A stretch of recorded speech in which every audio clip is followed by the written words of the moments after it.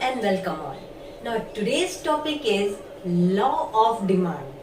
Now without wasting our time, let's start the class.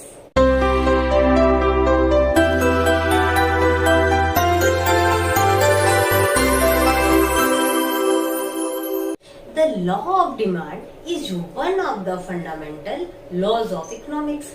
This is an empirical law.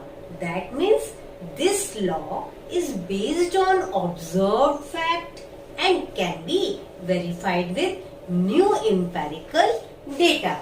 The law of demand states the demand for a commodity increases when its price decreases and it falls when its price increases, other things remaining constant. That means the relationship between the demand of commodity and the price of commodity is the inverse relation. Law of demand reveals the two main things. First thing is the inverse relationship between the price and quantity demanded, and the second point is the law of demand hold under the condition that is other things remaining constant or the same, like consumer income, price of substitutory goods, complementary goods, taste and preference of consumer.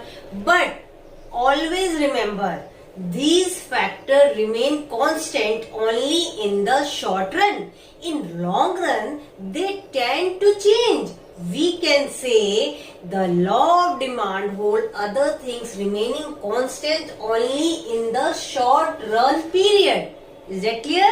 Law of demand is based on the law of diminishing marginal utility, and the law of demand is easily understood by three things. First thing is the demand schedule, second thing is the demand curve, and third one is the demand function. Okay, now in today's class we focus on the first 2 points. First thing is the demand schedule and second was the demand curve. Demand schedule. The law of demand can be presented by demand schedule. Demand schedule is a series of price placed in ascending or descending order and the corresponding quantities which consumer would like to per unit of time, है ना? Like per day, per month, per week, per season, per year, per annum, anything else. Now we take the example of the commodity like a tea. In this table reveals 7 alternative price of cup of tea and the corresponding quantities. I mean to say number of cup of tea demanded by per day.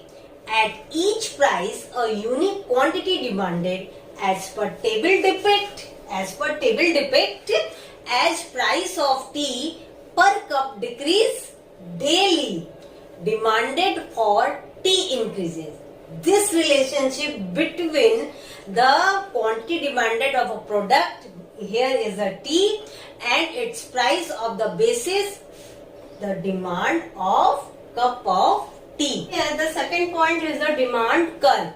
The law of demand can also be presented through demand curve, and the demand curve is a locus point showing the various alternative price quantity combination. Here we will write the points for price quantity combination. Okay, combination, तुम लोग पूरा combination लिखना, मैंने यहाँ com लिखा है. कुछ भी हो सकता है like L M N O P Q R. Okay. Now we use the same table as per given in the demand schedule example. Demand curve shows the quantities of a commodity which a consumer would buy at different price per unit of time. Here the per unit of time is the per day. ठीक है? Okay. under the assumption of the law of demand. By plotting the data given by this data, we obtain an individual demand curve for T as shown in this figure.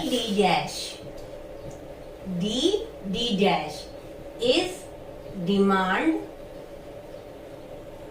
curve.